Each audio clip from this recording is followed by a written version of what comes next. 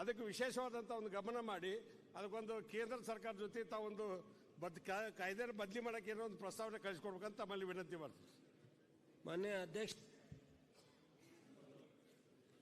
Cone Reddy ಅವರು ಮತ್ತು ಇನ್ನಿತರೆ BR ಪಾಟೀಲ್ ಇರ್ಬೋದು, ನಮ್ಮ ಈಸ್ಪುರ್ ಕಂಟ್ರಿ ಅವರು ಬಹಳಷ್ಟು ಜನ ಕಳೆದ ಬಾರಿ ನನಗೆ ಒತ್ತಡವನ್ನು ತಂದ ಮೇಲೆ ನಾನು ಬೆಳಗಾಂ ಸದನದಲ್ಲಿದ್ದಾಗ ಇವ್ರನ್ನೆಲ್ಲರೂ ಸೇರಿಸಿ ಸಭೆ ಮಾಡಿ ಈ 80-120 ಸ್ಕೀಮನ್ನು ಜಾರಿಗೆ ತಂದಿರ್ತಕ್ಕಂಥದ್ದು ಕೇಂದ್ರ ಸರ್ಕಾರದ ಜೊತೆ ಬರೆದು ಮಾತುಕತೆ ಮಾಡಿ, ಸೊ ಯಾವ ಕಂಪನಿಗಳು ಸಹ 20% ಲಾಭಕ್ಕಿಂತ ಹೆಚ್ಚಿಗೆ ಹೋಗಬಾರ್ದು, ಉಳಿದ್ರೆ ಅದು ಸರ್ಕಾರಕ್ಕೆ ಕಟ್ಟಬೇಕು ಅನ್ನೋ ಒಂದು ಗೈಡ್ಲೈನನ್ನು ನಾವು ಹೊಡಿಸಿ ಅದರ ತಕ್ಕ ಕಳೆದ ಬಾರಿ 3 ವರ್ಷದ ಟೆಂಡರ್ನ ಒಂದೇ ವರ್ಷಕ್ಕೆ ನಿಗದಿ ಮಾಡಿ, ಸೊ ಈ ವರ್ಷ ನಾವು ಕಪ್ ಆ್ಯಂಡ್ ಕ್ಯಾಪ್ ಅಂತ ಹೇಳಿ ಸಿಸ್ಟಮ್ ತಂದಿದ್ದೀವಿ. ಈ ವರ್ಷ ನಾವು 1933 ಕೋಟಿಯನ್ನು ಇನ್ಶೂರೆನ್ಸ್ ಪ್ರೀಮಿಯಂ ಕಟ್ಟಿರ್ತಕ್ಕಂಥದ್ದು. ನಾವು ಇಲ್ಲಿವರೆಗೆ ವಿತರಣೆ ಆಗಿರ್ತಕ್ಕಂಥದ್ದು 1970 ಕೋಟಿಯನ್ನು ಪ್ರೀಮಿಯಂನ ವಿತರಣೆ ಆಗಿದೆ. ಇನ್ನೂ 100-150 ಕೋಟಿ ಪ್ರೀಮಿಯಂ ನಾವು ದುಡ್ಡನ್ನು ಕೊಡೋದಿದೆ. ಹಾಗಾಗಿ ಮುಂದೆ ನಾವು ಈಗಾಗಲೇ ಈ ಹೊಸ ಟೆಂಡರ್ ಕರೆಯೋ ವಿಚಾರದಲ್ಲೂ ಸಹ 31 ಜಿಲ್ಲೆನಲ್ಲಿ ಒಟ್ಟು 18 ಜಿಲ್ಲೆ ಸರ್ಕಾರದ ಸಂಸ್ಥೆಗಳಿಗೆ ಸಿಕ್ಕಿದೆ. ಇನ್ನು 13 ಜಿಲ್ಲೆ ಮಾತ್ರ ಖಾಸಗಿ ಸಂಸ್ಥೆಗಳಿಗೆ ಸಿಕ್ಕಿದೆ. ಕೇಂದ್ರ ಸರ್ಕಾರ ಮತ್ತು ರಾಜ್ಯ ಸರ್ಕಾರ ಇಬ್ಬರು 50-50 ಕಟ್ತಾ ಇರೋದ್ರಿಂದ ಗೈಡ್ಲೈನ್ಸನ್ನು ನಾವೇ ಮಾಡಲಿಕ್ಕಾಗಲ್ಲ, ಅವರು ಒಪ್ಪಬೇಕಾಗತ್ತೆ. ಇದರ ಮಧ್ಯದಲ್ಲಿ ಮೊನ್ನೆ DC ಅವ್ರ ಕಾನ್ಫರೆನ್ಸಲ್ಲಿ ಮೊನ್ನೆ ಮುಖ್ಯಮಂತ್ರಿಯವ್ರ ಜೊತೆ ಅನೇಕರು ಪ್ರಸ್ತಾಪ ಮಾಡಿದ್ರು. ಅದಕ್ಕೋಸ್ಕರ ಈ ಅಸೆಂಬ್ಲಿ ಮುಗಿದ ಮೇಲೆ ನಮ್ಮ ಮುಖ್ಯಮಂತ್ರಿಯವರ ಅಧ್ಯಕ್ಷತೆಯಲ್ಲೇ ಎಲ್ಲ ಒಂದು ಮೀಟಿಂಗ್ ಮಾಡಬೇಕು ಅಂತ ಹೇಳಿ ಅಲ್ಲೇನೆ ತೀರ್ಮಾನ ಆಗಿದೆ. ಯಾರ್ಯಾರ್ದು ಈ ಥರದ ಏನು ಸಜೆಷನ್ ಇದೆ ಅದನ್ನೆಲ್ಲ ಕರೆದು ಮಾತನಾಡಿ ಮತ್ತೆ ಕೇಂದ್ರ ಸರ್ಕಾರ ಜೊತೆ ಮಾತನಾಡಿ ಇದನ್ನ ಇನ್ನೊಂದು ಸ್ವಲ್ಪ ಗೈಡ್ಲೈನ್ ಬದಲಾವಣೆ ಮಾಡೋ ಪ್ರಯತ್ನ ಮಾಡ್ತೀವಿ. ಅಧ್ಯಕ್ಷ ಒಂದು 2020-21ರಿಂದ ಸರ್ 22ರಿಂದ 2023-24ರವರೆಗೆ ಸರ್ 5345 ಕೋಟಿ ರೂಪಾಯಿ ಕಟ್ಟಿದೆ ಸರ್. ನಮಗೆ ಬೆಳೆ ಪರಿಹಾರ ಬಂದಿದೆ ಸರ್. ನಮ್ಮ ಬೆಳೆ ವಿಮೆ ಪರಿಹಾರ 4202 ಕೋಟಿ ಬಂದಿದೆ ಸರ್. ಇದರಿಂದ ಏನಾಗುತ್ತೆ 106 ಕೋಟಿ ಅವರಿಗೆ ಆಗುತ್ತೆ. ಅದಕ್ಕೆ ಖಾಸಗಿ ಕಂಪನಿ ಬದಲಾಗಿ ಸರ್ಕಾರಿ ಸ್ವಾಮ್ಯದ ಕಂಪನಿಗಳಿಗೆ ಕೊಟ್ರೆ ಅದು ಅವರು ಲಾಭ ವಿಚಾರ ಮಾಡಂಗಿಲ್ಲ, ರೈತರಿಗೆ ಪರಿಹಾರ ಕೊಡೋ ಕಡೆ ವಿಚಾರ ಮಾಡ್ತಾರೆ.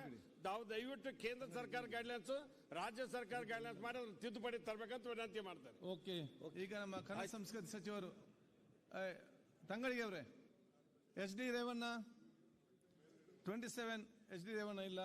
ಈಗ ಒಂದು ಕಿರಣ್ ಕುಮಾರ್ ಕೋಡಗಿ ಕೃಷಿ ಸಚಿವರಿಗೆ. ಸನ್ಮಾನ್ಯ ಸಭಾಧ್ಯಕ್ಷರೇ, ಕೃಷಿ ಸಚಿವರ ಗಮನವನ್ನು ಈ ಮೂಲಕ ಸೆಳೆಯ ಬಯಸ್ತೇನೆ.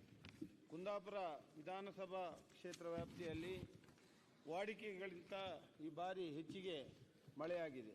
2023 ಮೇಯಿಂದ ಜುಲೈ ತನಕ 4059 ಮಿಲಿಲೀಟರ್ ಮಳೆಯಾಗಿದೆ.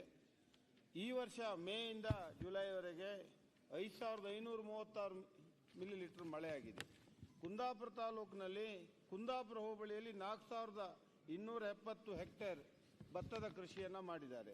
ಅದೇ ಕೋಟ ಹೋಬಳಿಯಲ್ಲಿ 4500 ಒಟ್ಟು 8770 ಹೆಕ್ಟೇರ್ ಭತ್ತದ ಕೃಷಿಯನ್ನು ಮಾಡಿದ್ದಾರೆ. ಈ 30-35 ದಿನದಿಂದ ಮಳೆ ಅತಿವೃಷ್ಟಿಯಿಂದಾಗಿ ಇಡೀ ಭತ್ತದ ಸಸಿ ಮುಳುಗಿ ನಮ್ಮ ಇಡೀ ಭತ್ತದ ಕೃಷಿ ನಾಶ ಆಗಿದೆ. ಈಗಲೇ ಭತ್ತದ ಕೃಷಿ ಇವತ್ತು ನಮಗೆ ಬೆಳಿಲಿಕ್ಕೆ ಲಾಭದಾಯಕ ಸಹ ಅಲ್ಲ, ಆದರೆ ಸಾಂಪ್ರದಾಯಿಕವಾಗಿ ಕೃಷಿಯನ್ನು ನಮ್ಮ ಜಾಗದಲ್ಲಿ ಮಾಡ್ತಾ ಇದ್ದಾರೆ. ಭತ್ತದ ಕೃಷಿಗೆ ರಾಜ್ಯ ಸರ್ಕಾರದಿಂದ ನೀಡುವಂತಹ ಇನ್ಪುಟ್ ಸಬ್ಸಿಡಿ ಈವರೆಗೆ ನೀವು ಡಿಕ್ಲೇರ್ ಮಾಡಲಿಲ್ಲ. ಬರೀ ಕೇಂದ್ರ ಸರ್ಕಾರ NDRF SDRF ಇಂದ ಏನು ಪರಿಹಾರ ಕೊಡ್ತಾರೆ ಅದನ್ನು ಮಾತ್ರ ಇವತ್ತು ಕೊಡ್ತಾ ಇದ್ದಾರೆ. ರಾಜ್ಯ ಸರ್ಕಾರದಿಂದ ಏನು ಇನ್ಪುಟ್ ಕ್ರೆಡಿಟ್ ಅನ್ನು ತಾವು ಈ ವರ್ಷ ಹೆಚ್ಚುವರಿಯಾಗಿ ತಾವು ಸ್ಯಾಂಕ್ಷನ್ ಮಾಡಿಸ್ಕೊಡ್ಬೇಕು, ಇಲ್ಲದಿದ್ದರೆ ಸಂಪೂರ್ಣ ಹಾಳಾಗಿದೆ ಭತ್ತದ ಕೃಷಿ. ಸಭಾಧ್ಯಕ್ಷರೇ, ಈ ಬಗ್ಗೆ ಕೃಷಿ ಸಚಿವರು ಗಮನ ಹರಿಸಿ ನಮ್ಮ ಕೃಷಿಕರಿಗೆ ಹೆಚ್ಚಿನ ಸೌಲಭ್ಯವನ್ನು ಕೊಡಿಸಬೇಕಾಗಿ ಕೇಳ್ಕೊಳ್ತೇನೆ. ಮಾನ್ಯ ಅಧ್ಯಕ್ಷರೇ, ಈ ಪ್ರಶ್ನೆ ಕಂದಾಯ ಇಲಾಖೆಗೆ ಟ್ರಾನ್ಸ್ಫರ್ ಆಗಿದೆ. ಆದ್ರೂ ನಮ್ಮ ಸಚಿವರ ಹತ್ರ ನಾನು ಮಾತನಾಡಿ ಅವರಿಗೆ ಅದರ ಬಗ್ಗೆ ಏನು ಕ್ರಮ ತಗೋಬೇಕೋ ಉತ್ತರ ಕೊಡಿಸ್ಕೊಡ್ತೀನಿ. ಓಕೆ, ಈಗ 8 ಕಾಲಿಂಗ್ ಆಗಿದೆ. ನೆಕ್ಸ್ಟ್ 9ನೇದು ಬಸ್ ಶಿವಗಂಗಾ, ಅದು ಮಧ್ಯಾಹ್ನ ಊಟ ಆದ ನಂತರ. ಒಂದ್ ಸೆಕೆಂಡ್.